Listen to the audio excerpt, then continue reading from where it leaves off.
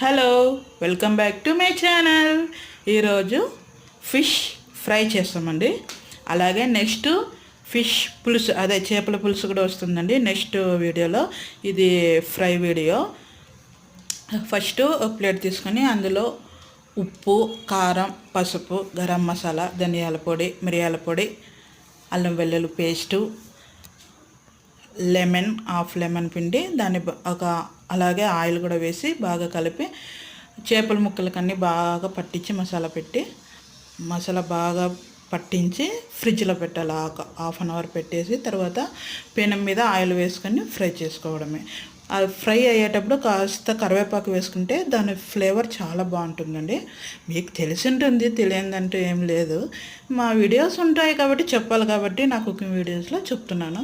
Next చేపల పులుసు కూడా వీడియో వస్తుంది. ప్లీజ్ లైక్, షేర్ అండి.